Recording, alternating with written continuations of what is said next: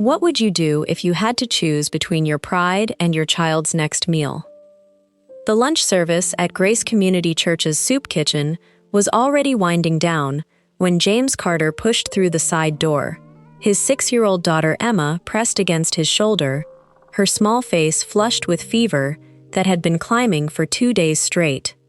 It was a Tuesday in late October, the kind of gray autumn afternoon that settles heavy over small North Carolina towns, and James had exactly $37 left to his name, most of it needed for the motel room he'd been calling home for the past 3 weeks. He'd waited until the very end of the serving time on purpose, hoping fewer people would be there to witness what asking for help looked like on a man who'd once led soldiers through combat zones in Iraq. Behind the serving counter, a volunteer was already stacking empty steam trays, and when she looked up and saw James and Emma approaching, her expression shifted into something between sympathy and resignation. "I'm sorry," she said before James could even speak. "We're out of food." Service ended 10 minutes ago. James's jaw tightened, but his voice when it came stayed steady, the same tone he'd used to keep younger soldiers calm when everything around them was falling apart. "Ma'am, I'm not asking for myself," he said quietly. "My daughter hasn't kept a meal down in 2 days. If you have anything left at all, even just broth or crackers, I'll take whatever you can spare." The volunteer hesitated, glancing back toward the kitchen, and James could see the internal calculation happening behind her eyes. Policy versus compassion. Rules versus the feverish child sagging against a stranger's shoulder. "Let me check," she said finally, disappearing through the kitchen doors. James stood there in the empty fellowship hall, breathing in the lingering smell of soup and bread that had fed everyone except his daughter, and felt the particular shame that comes from arriving too late even to charity. He didn't yet know that someone had been watching him from the doorway to the administrative wing, or that what happened in the next 5 minutes would crack open a future he'd stopped believing he deserved. Chapter 1. James Carter had been a lot of things before he became a man begging for soup in a church basement. He'd been a husband, an Army combat medic, a man with a plan and a family, and a belief that if you worked hard and served your country, life would meet you halfway. He'd deployed to Iraq with his wife Michelle, both of them serving in the same unit, both of them convinced they'd come home and build the kind of life their service had earned them. They did come home 3 years ago, but the life that waited for them looked nothing like the one they'd imagined. Michelle struggled with the transition in ways James hadn't seen coming. The hypervigilance that kept you alive overseas became anxiety that made grocery stores unbearable. The adrenaline that sharpened your reflexes in combat turned into restlessness that made sleep impossible. 1 month after they'd returned stateside, Michelle went out drinking with old friends from before the deployment, trying to feel normal again, trying to outrun whatever was chasing her. She got behind the wheel when she shouldn't have, caused an accident that sent another family to the hospital, and was arrested before James even knew she'd left the house. The sentence was 4 years. The divorce papers came 8 months into her incarceration, along with documents signing away her parental rights to Emma. "I can't do this anymore," the letter said. "I can't be what you need me to be. Take care of our girl. I'm sorry I'm not strong enough to do it myself." James had read that letter exactly once, then put it in a box he never opened again, and threw himself into being both parents to a little girl who kept asking when mommy was coming home. But being a single father with PTSD and a dishonorable adjacent discharge narrative turned out to be a harder sell than James had anticipated. He worked security until the overnight hours destroyed what was left of his sleep schedule. He worked warehouse logistics until a supervisor's shouting triggered something that sent James to his knees in the break room, gasping through a panic attack he couldn't explain. He worked overnight stocking at a big box store until the company downsized and last hired meant first fired. 3 weeks ago, he'd lost the apartment. Last week, the motel manager had started giving him looks that said the weekly rate was about to stop being optional. And now Emma, his smart, funny, careful little girl who'd already lost her mother and her home and any sense that the world was a safe place, was burning up with a fever James couldn't afford to properly treat, in a town where he knew no one and no one knew him. He'd been attending Grace Community Church for 3 Sundays now, sitting in the back pew, slipping out before anyone could ask his name. Because church felt like the one place he was still allowed to exist without explaining himself. He hadn't expected to ever actually need their help. He'd hoped just showing up and listening to someone talk about grace for an hour a week might be enough to keep him believing it still existed. The volunteer returned from the kitchen empty-handed. "I'm really sorry," she said, and she did sound genuinely sorry. "But everything's been put away. The pantry's locked and I don't have the key. If you come back Thursday between 10 and noon, we do pantry distribution and I'm sure we can help you then." James felt Emma stir against his shoulder, heard the small rattling cough that had been getting worse all morning, and something in his chest gave way. "Please," he said, and he hated the way his voice cracked on the word. "She needs to eat something. I'm not asking for a full meal. Just anything, please." That was when the voice came from behind him, calm and unhurried, carrying the particular authority of someone who didn't need to raise his volume to be heard. "There's turkey and rice soup in the pot on my office stove," the voice said. "Still warm. Bring her back." James turned to find a man in his early 50s standing in the doorway, gray touching his temples, wearing khakis, and a button-down with the sleeves rolled to his elbows. Pastor Robert Hayes, though James didn't know his name yet, just knew that the volunteer immediately straightened and said, "Pastor, I was just explaining the pantry schedule." And the pastor smiled gently and said, "I know, Susan. You did exactly right. I've got this." 20 minutes later, James sat in a chair across from Pastor Hayes' desk while Emma, finally with food in her stomach, dozed on a small couch against the wall, wrapped in a blanket someone had pulled from a closet. The office was simple, comfortable, full of books and family photos, and a wooden cross on the wall that looked hand-carved. Pastor Hayes had watched Emma eat without saying a word, had only asked her name and whether she liked crackers with her soup, and now he sat with his hands folded on his desk, studying James with an expression that wasn't pity and wasn't judgment, just attention. "Before we talk about what you need," Pastor Hayes said, "tell me what you can do." James blinked, caught off guard. "Sir, what are your skills?" The pastor clarified. "What kind of work have you done?" James listed them, the same resume he'd been pitching to hiring managers for months. Combat medic in the Army, security, warehouse work, basic maintenance, some electrical, general repair. "Are you afraid of hard work?" the pastor asked. "No, sir," James said. "I just can't seem to find anyone willing to hire me long enough to let me prove it." Pastor Hayes leaned back in his chair, thoughtful. "Our church custodian quit 2 weeks ago," he said. "Position's been open since. 30 hours a week, maintenance and setup, minor repairs, cleaning, pays $15 an hour." The words hung in the air between them, and James was sure he'd misunderstood. "You're offering me a job?" he said slowly. "Right now, you don't even know me."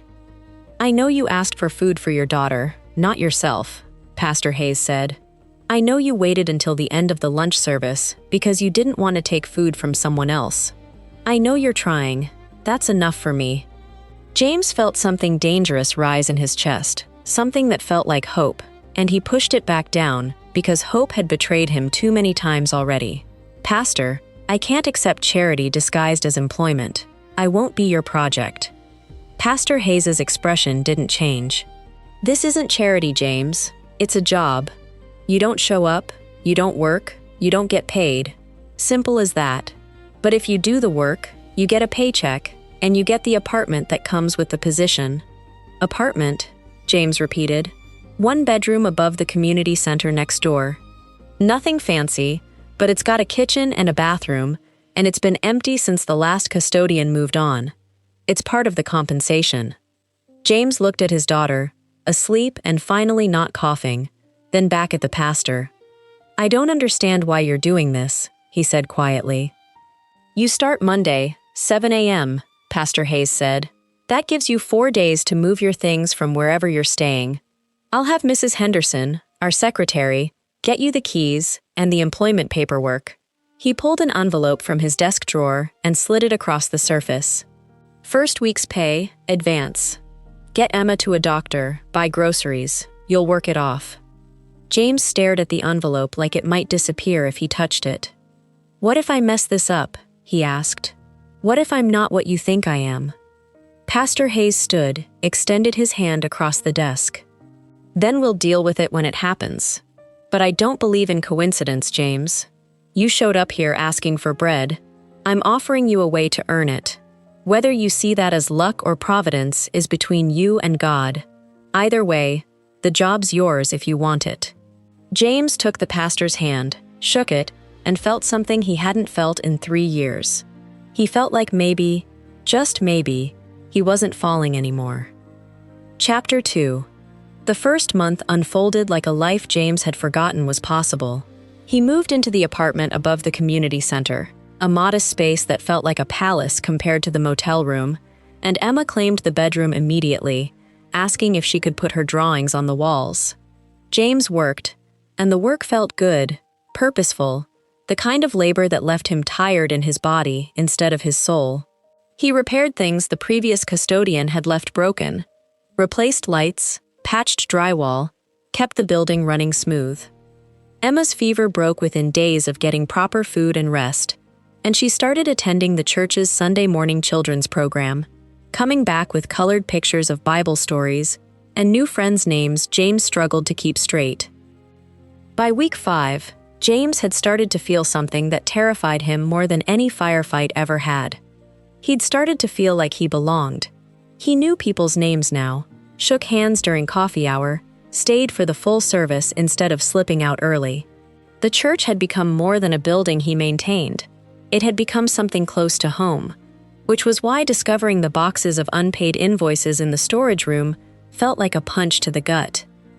He'd been organizing, creating an actual system instead of the chaos he'd inherited, when he found them. Past due notices. Vendor bills marked final notice. Budget reports showing red ink in almost every column. He'd taken them to Pastor Hayes carefully, unsure if he was overstepping, and the pastor had sighed and admitted what James had already guessed. Church is struggling, he'd said. Attendance down, giving down. Building needs repairs we can't afford. Major donor family moved away last year, took 30% of our budget with them. The heating system was failing with winter coming. The roof leaked in the sanctuary during heavy rain. The parking lot had cracks that would become potholes by spring. How much would it cost to fix? James had asked. More than we have, the pastor had answered. We're making it work. God provides. But James had seen the numbers, and God's provision was going to need some help from practical solutions. The real blow came the night James stayed late to finish repainting the fellowship hall and overheard the church board meeting in the conference room down the hall. Voices carried in the old building, and he heard his own name spoken by Deacon Martin Williams, with the tone of someone raising a problem. We can't afford a full-time custodian and youth programs and outreach ministries. Something has to give. Another voice, a woman James didn't recognize. Pastor took that Carter fellow on, without board approval. Maybe we should revisit that decision. Then Pastor Hayes's voice, firm in a way James had never heard it. James stays. We'll cut somewhere else. There is nowhere else to cut, Robert, Deacon Williams said. We're already operating on fumes. You hired him from your heart, and I respect that, but this is a business decision now. James had left quietly, walking back to his apartment with a familiar weight settling onto his shoulders. He was the problem again, the liability, the thing that needed to be managed. The next morning, he'd confronted Pastor Hayes directly. I heard the board meeting last night. You're protecting my job when the church can't afford it. The pastor had looked up from his sermon notes, unsurprised. That's my problem to solve, not yours, James. It is my problem, James had insisted. You gave me this job. If the church goes under because you're paying me, then I'm part of what's killing it. You think pretty highly of yourself if you think one salary is going to sink this church, Pastor Hayes had said, but his smile was sad. Let me help, James had said. I have skills you're not using. He'd laid out his plan, use his army training and warehouse experience to do the major repairs himself, at material cost only. He had a contact from his veterans network who could supply building materials at discount, near wholesale. Labor would be free, part of his regular job, no extra pay. The church would only pay for materials. Could save you $15,000 to $20,000 in contractor fees, James had said. Pastor Hayes had studied him for a long moment. Why would you do that? He'd asked. Because someone gave me a chance when I had nothing, James had answered. Least I can do is make sure this place is still here for the next person who needs it. Over the next 4 weeks, James had worked every spare hour. He'd repaved the parking lot with donated asphalt and a rented roller.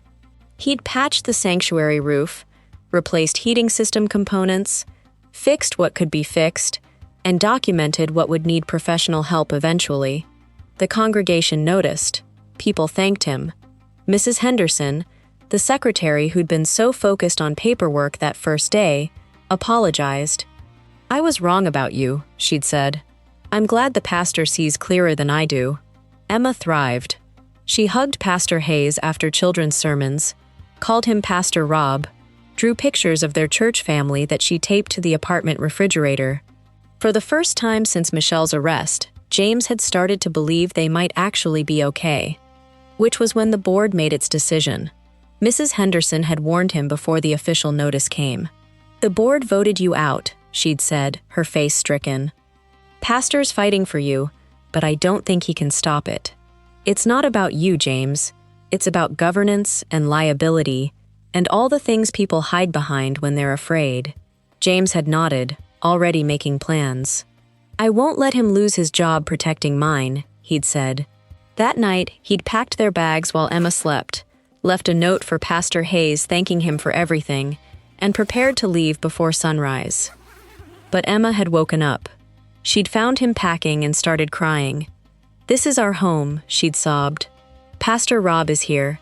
My friends are here. Why do we have to leave?" James had knelt down, holding her small, shaking shoulders, and tried to explain something he barely understood himself. "Sometimes we don't get to keep the good things, baby." "Is it because of me?" Emma had asked. "Because I got sick?" "No," James had said, pulling her close. "Never because of you. Never." At 2 a.m, Pastor Hayes had knocked on the apartment door. Mrs. Henderson had called him, unable to stay silent. The pastor had stood in the doorway, looking at the packed bags, and asked quietly, "Going somewhere?" "I won't let you destroy this church for me," James had said. "Then you don't understand what church is supposed to be," Pastor Hayes had answered. He'd come inside, sat down at James's small kitchen table, and said the thing that changed everything. "This isn't about you, James. It's about what this church believes. If we're just a social club that helps people when it's convenient, when it doesn't cost us anything, then maybe the board's right. But if we're supposed to be the body of Christ, if we're supposed to actually live what we preach, then we fight for each other. And I'm not letting you go without a fight." The emergency congregational meeting was called for that Sunday, right after the service. Deacon Williams had tried to stop it, arguing it was board business, not congregational business. "The congregation hired me," Pastor Hayes had said. "They have a right to know what's being done in their name." Word had spread through the small town the way news always does, and Sunday morning the sanctuary was fuller than it had been in months. After the benediction, Pastor Hayes had asked everyone to stay. "We need to talk about who we are as a church," he'd said. And then he'd told James's story, with James sitting in the middle section pew, Emma beside him, both of them frozen in the spotlight of community attention. The pastor told about the desperate father who'd asked for nothing but food for his sick daughter. About the choice to offer employment instead of charity. About the work James had done, the money he'd saved the church, the way he'd proven himself over and over. Then, he'd dropped the truth that made several board members shift uncomfortably in their seats. "The board has voted to terminate his employment. Not for cause, not for poor performance, for process, because I didn't ask permission before I helped someone." The silence that followed was heavy, and then Pastor Hayes had delivered the blow that James hadn't known was coming. But here's what you don't know. What James doesn't even know. His repair work saved this church $18,000. Money we were going to have to pull from our emergency reserve. That fund is still intact now. We've used it to restart the youth programs the board cut last year.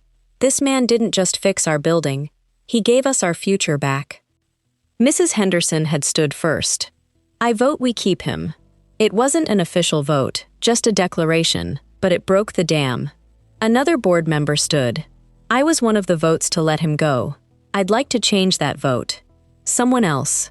Our bylaws say board decisions can be overturned by congregational majority. I move we vote. Deacon Williams, red-faced. This is highly irregular. The elderly woman who'd been a charter member stood slowly. So was turning away a hungry child because of paperwork. Let's vote. The motion carried by voice vote, overwhelming, undeniable. But the congregation wasn't finished. Someone moved to increase James's salary to $18 an hour. Someone else moved to add Emma to the church employee health insurance plan. The treasurer, running quick numbers, confirmed they could afford it with the money James had saved them. Every motion passed. James had sat there, Emma tucked against his side, tears running down his face, unable to speak. When he finally stood, his voice came out rough and broken. I came here 6 weeks ago thinking I was alone, thinking nobody cared whether me and my daughter made it or not. He'd looked around at faces that had become familiar. Dear, you all just proved me wrong. Thank you doesn't cover it, but it's all I've got. Emma had hugged him, then run to Pastor Hayes and thrown her small arms around him too, and the congregation had burst into spontaneous applause. After the meeting, Deacon Williams had approached, hand extended. I was wrong, he'd said simply. I was protecting the institution and forgot about the people it's supposed to serve. Forgive me. James had shaken his hand. Nothing to forgive, sir. You were doing what you thought was right. So were you, the deacon had said. Difference is, you were actually right. Chapter 3. 6 months passed like a life James had never imagined he'd get to live. Spring came to North Carolina, turning the church grounds green and filling the community center garden with flowers Emma helped plant. James's title changed to Facilities Manager, a small thing that meant everything. He started a monthly veterans coffee group at the church, a space for other former service members to talk about the things civilians didn't understand. Emma sang in the children's choir, brought home straight A's from first grade, stopped asking when they'd have to move again. The apartment above the community center filled with normal life, drawings on the refrigerator and family photos on the walls, and the particular comfort that comes from staying in one place long enough to call it home. Which was why the Sunday that Pastor Hayes didn't show up for service felt like the ground shifting under James's feet. Margaret Hayes, the pastor's wife, had made the announcement from the pulpit, her voice steady but her hands shaking slightly. Robert is in the hospital. Please keep him in your prayers. No details, no explanation, just the awful weight of something being wrong. James had driven to the hospital immediately after the service, Emma with her grandmother from church, and found Pastor Hayes in a hospital bed looking smaller and older than James had ever seen him. Margaret had been there, exhausted, and she'd tried to smile when James walked in. You didn't have to come, she'd said. Yes, I did, James had answered. The truth had come out slowly, reluctantly. Pastor Hayes had been hiding a serious heart condition for months, working through chest pains, ignoring warning signs. He needed surgery, soon, and the recovery would be long. The insurance would cover most of it, but the deductible was $8,000, and they didn't have that kind of savings. Robert's been putting every extra dollar into the church, Margaret had said, her voice breaking. James had felt something click into place, the way it used to in the field when a crisis required immediate action and there was no time to overthink. Then the church takes care of its own, he'd said, same as you did for me. Pastor Hayes had tried to protest from the bed, but James had cut him off gently. You don't get a vote on this one, Pastor. You taught me that mercy doesn't wait for committees, remember? He'd organized everything, meal trains for the Hayes family, visitation schedules so Margaret could rest, coordination with the board to manage church operations during the pastor's recovery. And quietly, without announcement or fanfare, He'd started talking to congregation members about helping with medical costs. Not a fundraiser, not an official campaign, just conversations. What the pastor had done for James, what he'd done for so many others, what it might mean to give back. 1 week later, before the surgery, James had visited with an envelope. "The congregation wanted you to have this," he'd said, handing it over. Pastor Hayes had opened it to find $12,000 in checks and cash, and his composure had finally broken. "This is too much," he'd whispered. "It's not even close to enough," James had said, "but it's a start." He'd handed over a second item, a stack of cards from church members, including crayon drawings from Emma's Sunday school class. In the hallway outside the room, Margaret had pulled James aside. "Can I tell you something?" she'd asked. 3 years ago, Robert almost quit the ministry. He felt like he was failing, just going through motions, questioning whether any of it mattered. He was going to resign, take a job in the secular world, walk away from everything. James had listened, stunned. "Then you walked into that office 6 months ago," Margaret had continued, tears in her eyes. "You gave him back his purpose. You reminded him why he became a pastor in the first place. You didn't just save your own life that day, James. You saved his too." The surgery had gone well. Pastor Hayes had recovered slowly over 8 weeks, and James had helped coordinate everything, even leading Wednesday Bible study when no one else was available. He'd discovered he had a gift for it, for speaking truth in ways people could hear, for making space for questions and doubts and the messy reality of faith. The pastor, from his recovery bed, had joked that James was going to put him out of a job. "Just keeping your seat warm, sir," Hayes had answered. The first Sunday Pastor Hayes returned to the pulpit. He'd preached about mutual redemption, about how we think we know who's helping who's strong and who's weak, but God has a way of showing us we're all both. He'd looked directly at James in the congregation and said, "6 months ago, I thought I was helping a desperate father. Turns out, he was helping a desperate pastor. We saved each other." He'd shared Margaret's revelation then, with permission, about nearly quitting, about losing his sense of purpose. "I was ready to walk away," he'd said. "Then God sent me someone who needed the exact thing I'd forgotten how to give: faith in action." After the service, Emma had given Pastor Hayes a drawing she'd made during the sermon. 3 stick figures holding hands: her, James, and the pastor. The caption in careful first-grade handwriting read, "My family." Pastor Hayes had hung it in his office that afternoon, right behind his desk where he'd see it every day. Faith isn't about having all the answers. It's about showing up when someone needs you to ask the right questions. Pastor Hayes didn't ask James for his resume or his references that first day. He asked, "What can you do?" He didn't see a liability or a risk. He saw a child of God who needed a chance, and in return, James didn't see charity. He saw a community worth fighting for. Sometimes the person you help ends up helping you more than you ever helped them. Sometimes the mercy you show becomes the mercy that saves you. That's not coincidence. That's providence. 3 years later, in the timeline of this story, James still works at Grace Community Church. Emma's in 4th grade now, thriving, talking about maybe becoming a pastor when she grows up. James started an online degree in ministry, studying to become a licensed pastor himself.